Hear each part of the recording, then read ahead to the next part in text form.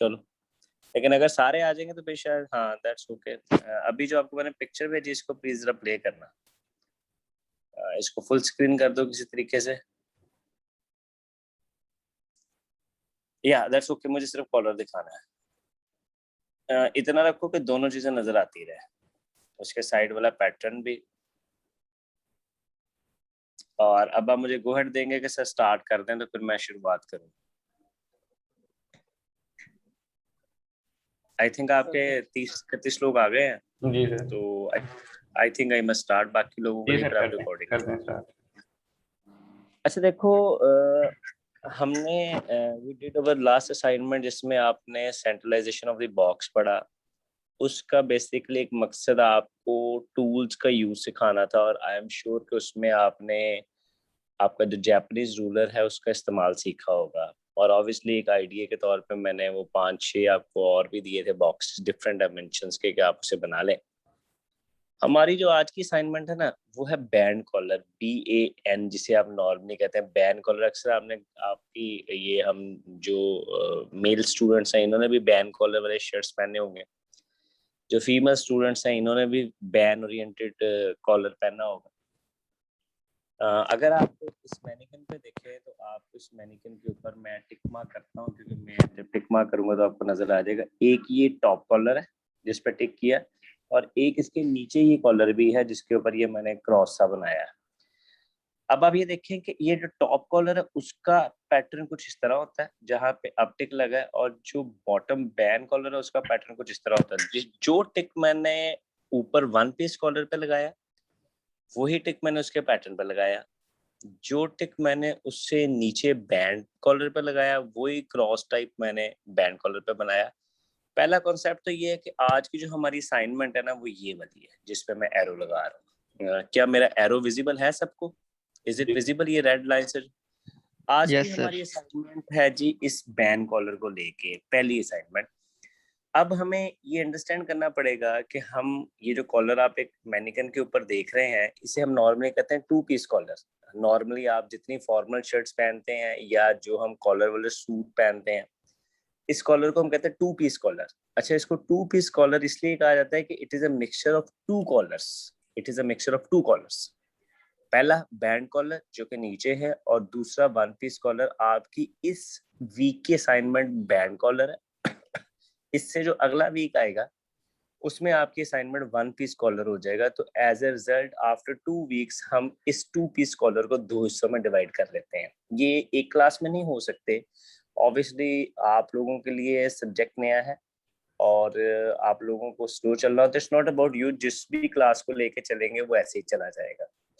तो क्या concept clear हुआ कि बैन कॉलर क्या है और वो 2 पीस की अपीयरेंस क्या है? ये मैंने पिक्चर इसलिए आपको सेंड की थी ताकि आपके पास एक क्लैरिटी आ जाए। अब इसमें एक और इशू ये है कि आप अगर आप इस कंप्लीट कॉलर के ऊपर काम करते हैं, लाइक ये पूरे राउंड पे, ये जिस तरह मैंने राउंड लगाया, तो शायद ये इतनी बड़ी मेजरमेंट हो जाती है कि आप एक पेपर पे इसको कर नहीं सकते। क्या ये पॉसिबल है कि हम हाफ मेजरमेंट पे कर लें?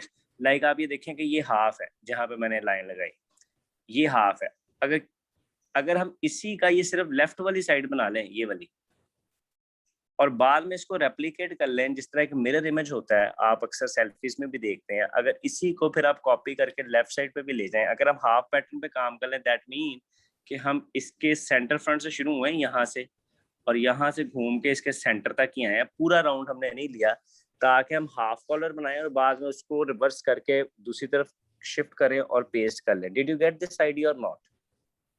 जी सर, आगे। अच्छा, पहले तो ओके यहाँ सर। तक अगर किसी की क्लैरिटीज नहीं है, अगर आप फुल स्केल पे कॉलर में इसलिए नहीं बना रहा कि एक तो उस पर मेहनत बहुत ज्यादा है, टाइम बहुत लगेगा, और मेरा मकसद आपको बहुत ज्यादा बिजी रखना नहीं है, मेरा मकसद आपको कॉन्सेप्ट देना है।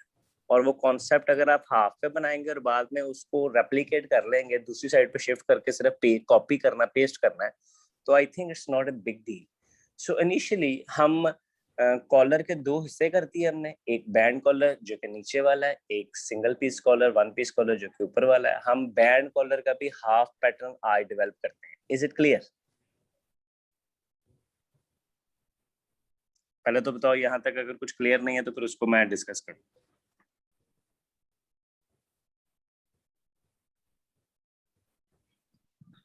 ओके सर, क्लियर है sir.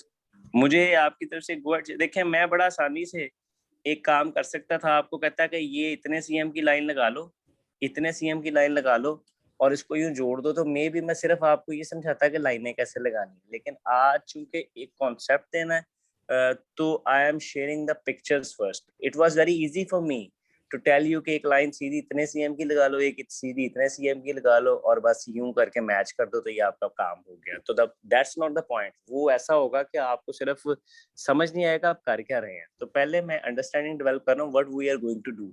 So the point is, हमारा आज का जो टॉपिक है वो है straight ban collar, STRAIGHT, straight BAN, ban space collar, COLLAR। Collar हमेशा आपके नेक के राउंड में आता है। काइंडली सेकंड पिक्चर जो मैंने आपको सेंड की उससे प्ले करना बेटा, कोई सी भी उसमें से प्ले कर लो।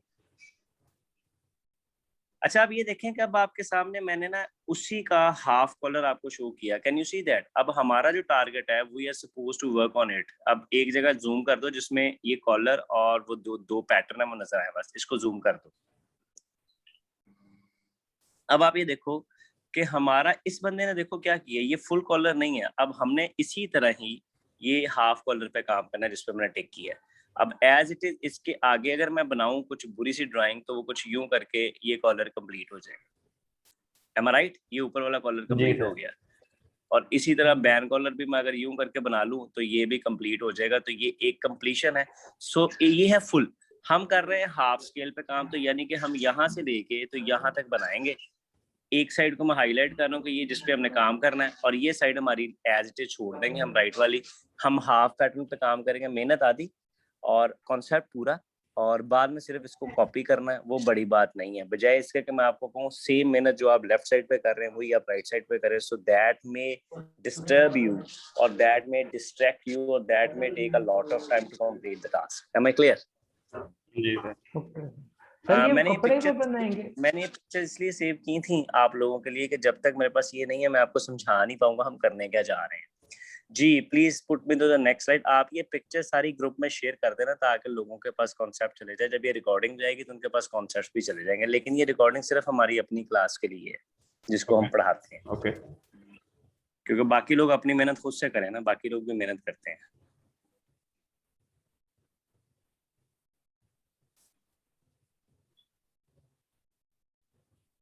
अच्छा जी ये देखें आपके पास वही एक हाफ पे कॉन्सेप्ट आ गया। आप देख सकते हैं कि अगर मैं एक 2 पीस कॉलर का कॉन्सेप्ट दिया है तो उस 2 पीस कॉलर में एक कॉलर ये है और एक कॉलर ये है। इन दोनों को मैच करके आप एक 2 पीस कॉलर को कंप्लीट करें। और आज का हमारा टास्क सिर्फ ये वाला कॉलर होगा जिसपे मैं हाईलाइट कर रहा हूँ। Am I clear? Ban collar. Okay sir. Yes sir. Okay so are we clear what we are going to do? जी सर। जी please put me to the next जो स्लाइड उस पर ले जाएं। बाद में मैं फिर वीडियो अपनी ऑन करता हूँ तो फिर मैं इधर वीडियो पे आ जाऊंगा। अच्छा ये आपके सामने ना ये हमारी फैशन डिजाइन में कुछ मैनिकिन्स हैं। इस पे से मैंने आपको सिर्फ एक कॉन्सेप्ट देना है। 2 टर्म्स हैं, उन इसको जरा एनलार्ज कर लें। देखें हम अब काम कर रहे हैं यहाँ से लेके और यहाँ से बैक जाके तो इसके हाफ तक। ये जो फ्रंट पे लाइन आ रही ना ये वाली, ये जिस पे मैंने क्रॉस अभी किया, इसको हम कहते हैं centre front, because it is the centre of the front. आपके फ्रंट साइड का सेंटर है। Is it clear? यानी कि इट इज। और इसी तरह इसकी बैक पे अगर आप चले जाएं जो कि इस पिक्चर में विजिबल नहीं है, तो एक सेंटर बैक होगी। तो हम आज जो कॉलर बनाने जा रहे हैं वो सेंटर फ्रंट से शुरू होगा और सेंटर बैक तक जाएगा, क्योंकि हम हाफ पे काम कर रहे हैं, कंप्लीट राउंडेड कॉलर पे काम नहीं कर रहे। तो क्या जो आज का कॉन्सेप्ट है कि ban collar normally 2 piece collar के नीचे लगा होता है, सिंपल अकेला बैन कॉलर भी होता है कई गारमेंट्स पे और कई गारमेंट्स पे 2 पीस भी होता है। बैन कॉलर को कंप्लीट नहीं बनाने जा रहे, उसे हाफ स्केल पे बनाने जा रहे हैं। आधा हाफ स्केल जो बन रहा है वो बन रहा है सेंटर फ्रंट से लेके सेंटर बैक तक। सेंटर फ्रंट क्या है? It is the exact centre of the front bodies. आपके फ्रंट बॉडीज का एग्जैक्ट सेंटर है। और इसी तरह सेंटर बैक आपकी बैक का एग्जैक्ट सेंटर है। और वो आप इन पिक्चर्स में सेंटर फ्रंट पे ये एक रेड रिबन लगा हुआ है जो कि आपको आइडेंटिफाई करता है कि ये रेड रिबन है। Is it clear? जी सर। अब मेरा ख्याल है अब मैं कैमरा ऑन करता हूं और आप इसको क्लोज कर दें और मैं कैम ऑफ ऑन करता हूं और फिर हम अपने कॉन्सेप्ट पे जाते हैं। थैंक यू वेरी मच जी फॉर द सपोर्ट, आपने अभी इस सारा कुछ शेयर किया, सो नाइस ऑफ यू। अच्छा यहाँ तक बताओ सबको समझ आया? अगर तो यहाँ तक किसी का कोई कंफ्यूजन है तो पहले मैं वो हल करूँ फिर मैं आगे चलूँ। जो लोग लेट आए हैं वो तो शायद अभी शायद ग्रैस्प नहीं कर पाएंगे, लेकिन जो साथ चल रहे थे आज देख लिया।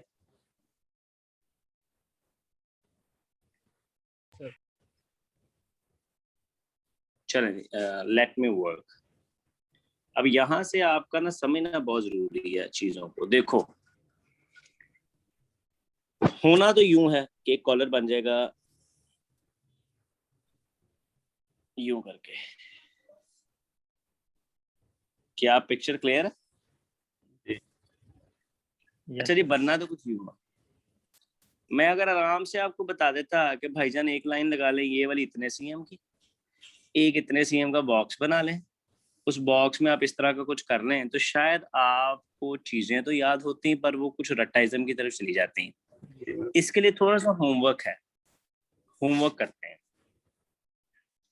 मैं आपको कोई रीडिंग्स नहीं दे रहा, पेपर में भी आपको कोई रीडिंग्स अगर आएंगी तो चेंज आएंगी। देखें एक होमवर्क है, फर्ज करें मेरा जो कॉलर साइज है ना वो है 16 inches. This is my collar size. आप सब भी कॉलर साइज से शर्ट लेते होंगे, आपकी जो फीमेल क्लास फेलोज हैं वो भी अपने नेक को मेजर कर सकती हैं। मेरी जो नेक का राउंड जो मेजरमेंट है वो 16 इंचेस। अगर 16 इंचेस को मैं 2.54 से मल्टीप्लाई करूं तो ये सीएम्स बन जाते हैं कोई तकरीबन 40.1 शायद। लेट्स सपोज मैं इसे लिख लेता हूँ 40 सीएम। अब 40 सीएम है जी मेरी कंप्लीट नेक का राउंड। M I clear? क्या यहाँ तक क्लियर है? इंचेस को सीएम में कन्वर्ट करने के लिए 2.54 से मल्टीप्लाई करना पड़ता है। The answer is somewhere 40.1, so let's make it easy for working, that is 40 cm। अब ये 40 cm तो यूं था पूरा, तो हम तो चूंकि काम कर रहे हैं ऐसे, सेंटर बैक से सेंटर फ्रंट तक, तो हमारे पास ये जो रीडिंग आ रही है ऑब्वियसली वो इसका हाफ होगी। एम आई राइट? जी सर। तो वो रीडिंग हमारे पास चली जाएगी 20 cm पे, वो रीडिंग हमारे पास चली जाएगी 20 cm पे। Am I clear? जी सर। अब अगर मैं इस रीडिंग को ज़हन में रखूं तो मैं एक बॉक्स बनाता हूं जिसको A4 पेपर पे आपने इस साइड पे बनाना है। मतलब ऐसे नहीं बनाना, आपने उसको लैंडस्केप फॉर्म में बनाना है यूं। अब मैं यहाँ पे एक डायग्राम बनाता हूँ आपके लिए दोबारा से, और आपको ये जस्टिफाई करूंगा कि मैंने डायरेक्ट ऐसे क्यों नहीं समझाया और मैं सीक्वेंस में क्यों चला। लेट्स सपोज मैं आपको कहता हूँ कि सबसे पहला काम है जी कि आपने एक बॉक्स बनाना है जिसकी लेंथ होगी 20 cm, जिसकी लेंथ होगी 20 cm। अब आपने ये भी 20 cm बना लिया और ये भी 20 cm बना लिया, और इसकी जो हाइट होगी, जितनी आपको बैन कॉलर की हाइट पसंद है, मेरे मुताबिक इसको आप 3 cm रख लें, 1 इंच का तो वो होता है। तो आपने एक बॉक्स बनाया जिसकी लेंथ 20 cm थी, हाइट आपकी 3 cm थी। 20 cm की लॉजिक ये है, और वो लॉजिक समझाने के लिए इससे पहले मुझे आपको 5 पिक्चर्स दिखानी पड़ी। फर्ज करें कि आप में से आपके क्लास वालों 15 इंचेस नेक रखता है, तो ऑब्वियसली ये सारी कैलकुलेशन उसके मुताबिक चेंज हो जाएगी। तो आप हर एक बंदा अपने नेक के साइज के मुताबिक इनको चेंज कर ले। अगर आपको ये कॉन्सेप्ट समझ आ गया, जिसको ये कॉन्सेप्ट समझ आ गया वो आगे ये ड्राइंग बनाना कोई मुश्किल काम नहीं। देखें कुछ क्लासेस में ये भी होगा कि वो कहेंगे जी एक बॉक्स बना दो, उसकी लेंथ 20 रख दो, हाइट उसकी 3 रख दो, बच्चे वैसे ही कर देंगे, वेरी सिंपल। लेकिन वो 20 रखने की लॉजिक क्या है वो शेयर किया, ये 3 सीएम रखने की लॉजिक क्या है वो शेयर किया। कुछ बंदे हाइटेड कॉलर पसंद नहीं करते, they can work for 2, so there is no specific measurements for you. I am not giving you any measurement, that's your own choice। you लेकिन कोई भी 1 सीएम का कॉलर तो नहीं बनाएगा ना, इतना छोटा कॉलर तो नहीं हो सकता। मतलब यहाँ पे एक बंदा कहते मैं 1 सीएम का बना लूंगी, तो पॉसिबल नहीं है।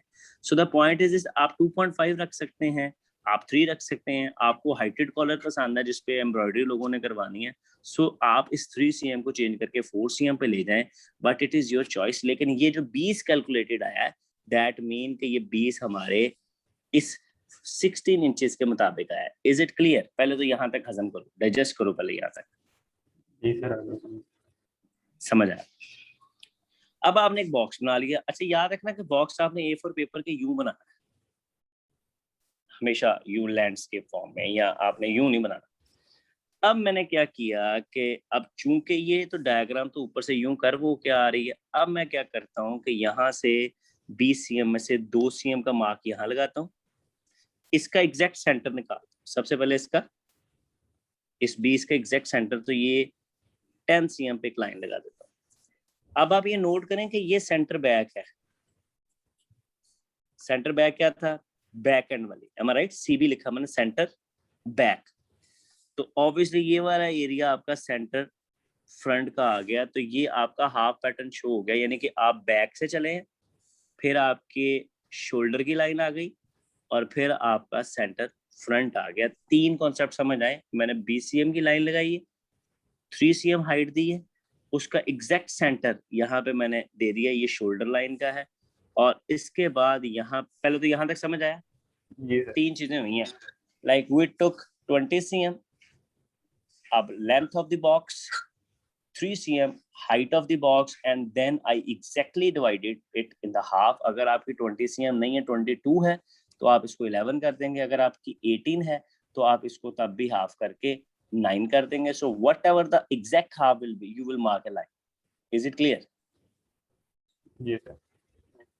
अच्छा, अगर अभी आप इसको मैनिकन पे ला सके, एक मैनिकन को जरा अगर डिस्प्ले करो बेटा, तो यहाँ पे मैं इस लाइन का कॉन्सेप्ट भी समझाऊं कि मैंने क्यों लगाई है, और इसको नॉर्मली हम कहते हैं shoulder line. Let me show you. क्या आप स्क्रीन शेयर कर रहे हो?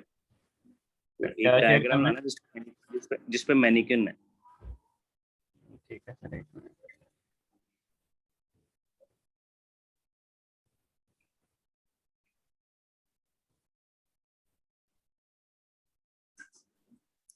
इसको जूम करना।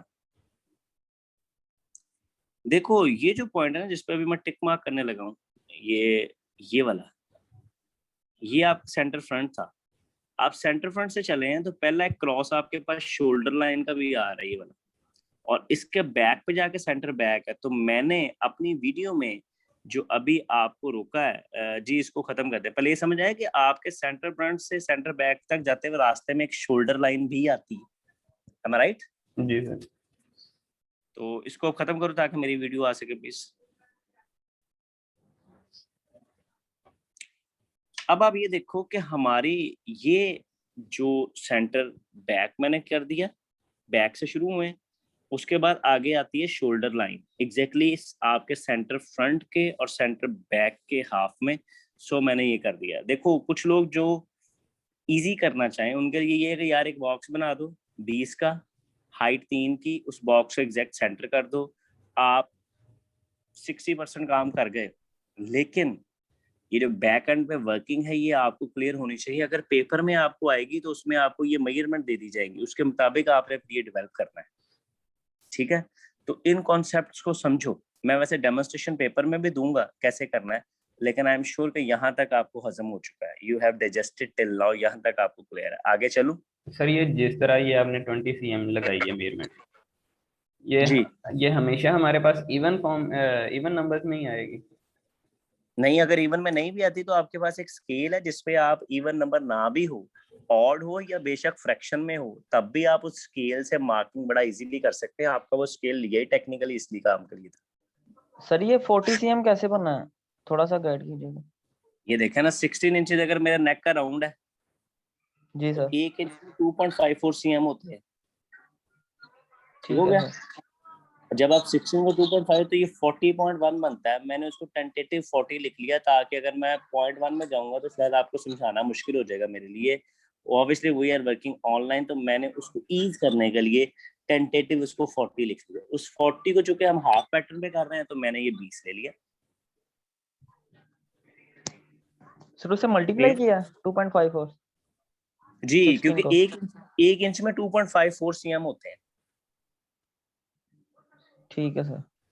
मतलब 1 inch is equal to 2.54 centimetres. तो अगर आप किसी इंचेस को सीएम में कन्वर्ट करना चाहें तो आपको स्पेसिफिक रीडिंग को 2.54 से मल्टीप्लाई करना पड़ेगा। Okay sir. अच्छा, अब यहां से आप लोग क्या करेंगे कि इस पॉइंट से आप 1 cm नीचे आ जाएंगे, या इसको 1 cm नीचे आ जाएं, और 1 cm आप यहाँ से 2 cm पीछे चले जाए। मतलब एक मार्क आपने यहाँ से किया जो कि 2 cm की बैक पे होगा, और एक मार्क बल्कि यहाँ से वहां। अब आपने यहाँ पे कर्व बनानी है फ्रेंच कर्व को यूज करते हुए, जो कि ऐसे बनेगी।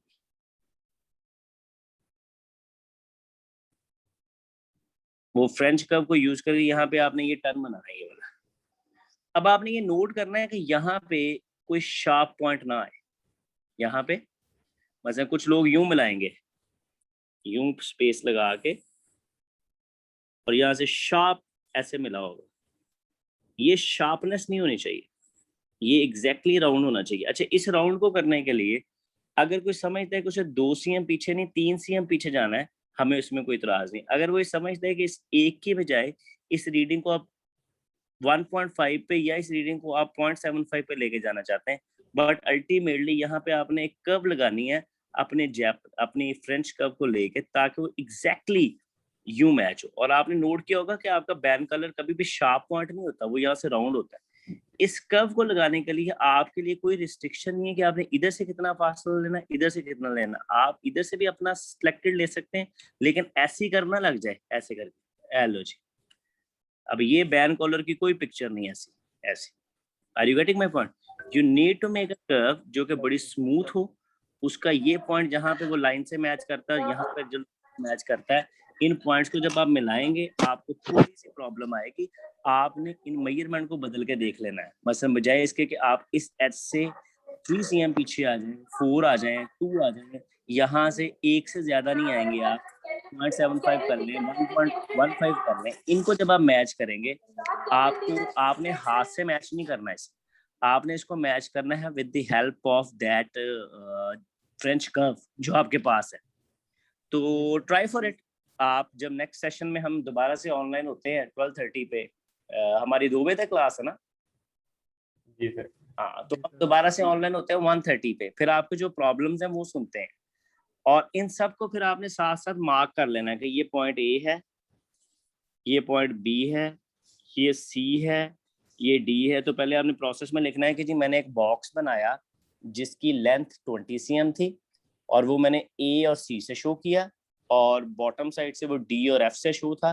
फिर मैंने जनाब उसके बाद उसको एग्जैक्ट हाफ किया शोल्डर लाइन के लिए, तो ये पॉइंट आ गए। फिर मैंने 2 मार्क लिए, एक अपर साइड पे एक इस साइड पे, उनके ये नंबर है, और इनको एक फ्रेंच कर्व को यूज करके मैंने ज्वाइन कर दिया। और जब मैंने इन्हें ज्वाइन किया तो ज्वाइन करने से स्मूथ कर्व लगी, और अल्टीमेटली आपके पास एक ऐसा कॉलर नजर आ जाएगा।